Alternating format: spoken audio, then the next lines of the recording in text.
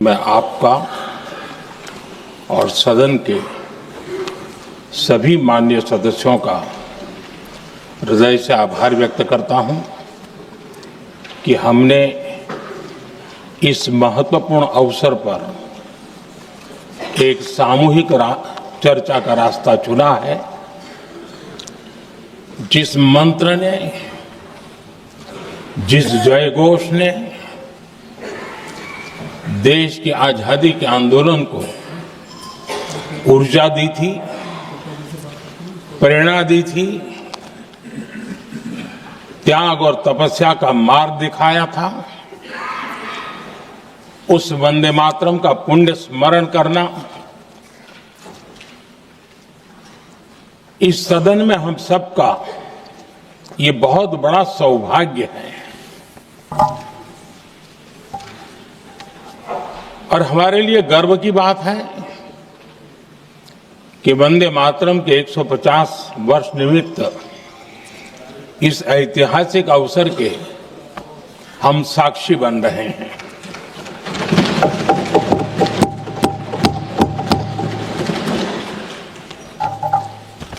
एक ऐसा कालखंड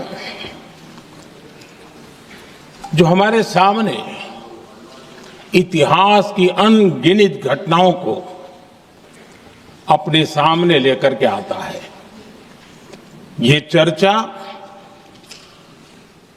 सदन की प्रतिबद्धता को तो प्रकट करेगी, लेकिन आने वाली पीढ़ियों के लिए भी, दर पीढ़ी के लिए भी ये शिक्षा का कारण बन सकती है अगर हम सब मिलकर के इसका सदुपयोग करें तो।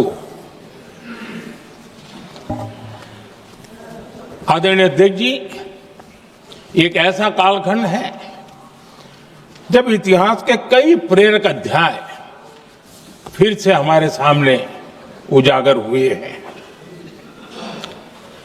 अभी अभी हमने हमारे संविधान के 75 वर्ष गौरवपूर्व मनाए हैं। आज देश सरदार वल्लभ भाई पटेल की और भगवान बिरसा मुंडा की 150वीं जयंती भी मना रहा है। और अभी अभी हमने गुरु तेग बहादुर के 350वां बलिदान दिवस भी मनाया। और आज हम वंदे मातरम की 150 वर्ष निमित्त सदन की एक सामूहिक ऊर्जा को, उसकी अनुभूति करने का प्रयास कर रहे हैं। वंदे मातरम 150 वर्ष की यात्रा अनेक पड़ावों से गुजरी है, लेकिन आदरणीय अध्यक्ष जी, वंदे मातरम का जब 50 वर्ष हुए तब देश गुलामी में जीने के लिए मजबूर था। और वंदे मातरम के 100 साल हुए तब देश आपातकाल की जंजीरों में जकड़ा हुआ था।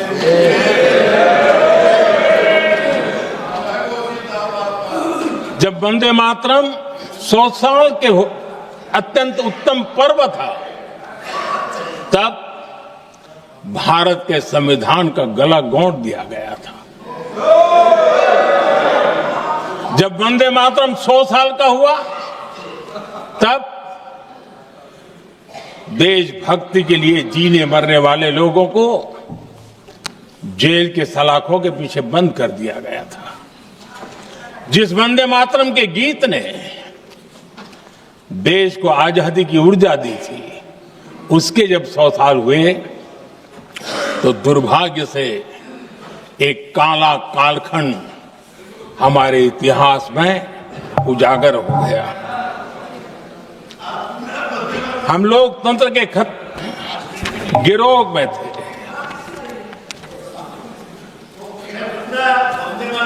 आदरणीय अध्यक्ष जी, 150 वर्ष उस महान अध्याय को, उस गौरव को पुनः स्थापित करने का अवसर है और मैं मानता हूं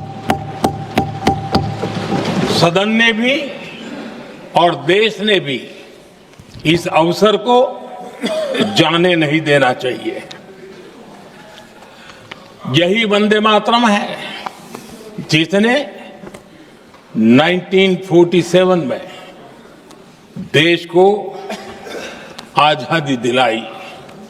स्वतंत्रता संग्राम का भावात्मक नेतृत्व इस वंदे मातरम के जयघोष में था। आदरणीय अध्यक्ष जी, आपके समक्ष आज जब मैं वंदे मातरम 150 निमित्त चर्चा के लिए आरंभ करने खड़ा हुआ हूं, यहां कोई पक्ष प्रतिपक्ष नहीं है, क्योंकि हम सब यहां जो बैठे हैं एक्चुअली हमारे लिए रण स्वीकार करने का अवसर है कि जिस वंदे मातरम के कारण लक्षावधि लोग आजादी का आंदोलन चला रहे थे और उसी का परिणाम है कि आज हम सब यहां बैठे और इसलिए हम सभी सांसदों के लिए, हम सभी जनप्रतिनिधियों के लिए वंदे मातरम के रण स्वीकार करने का ये पावन पर्व है।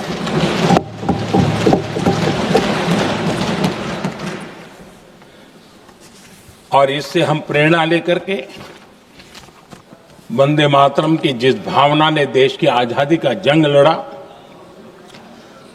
उत्तर दक्षिण पूर्व पश्चिम पूरा देश एक स्वर से वंदे मातरम बोल के आगे बढ़ा। फिर से एक बार अवसर है, आओ हम सब मिल के चले, देश को साथ लेके चले। आजादी के दीवानों ने जो सपने देखे थे उन सपनों को पूरा करने के लिए वंदे मातरम 150 हम सबकी प्रेरणा बने, हम सबकी ऊर्जा बने और देश आत्मनिर्भर बने। 2047 में विकसित भारत बना करके हम रहे, इस संकल्प को दोहराने के लिए ये वंदे मातरम हमारे लिए एक बहुत बड़ा अवसर है। आदरणीय अध्यक्ष जी, दादा तबीयत तो ठीक है ना? नहीं, कभी कभी इस उम्र में हो जाता है। आदरणीय अध्यक्ष जी,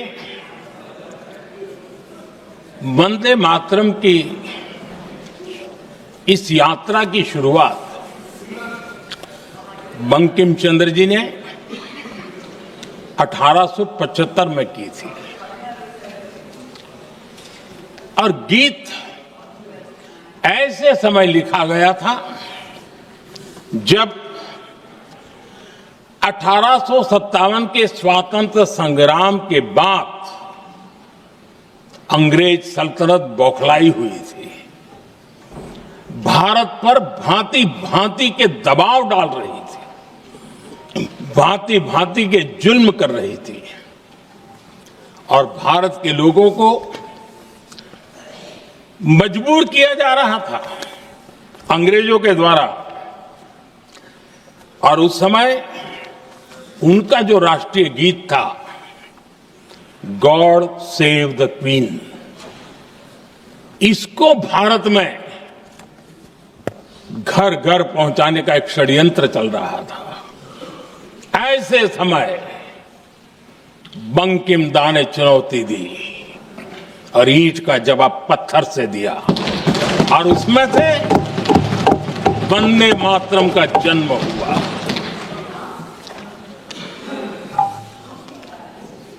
इसके कुछ वर्ष बाद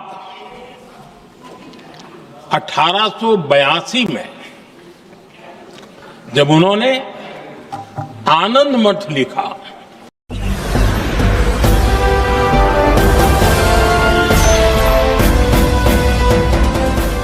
देख रहे हैं लाइव न्यूज 99, राष्ट्र सबसे पहले।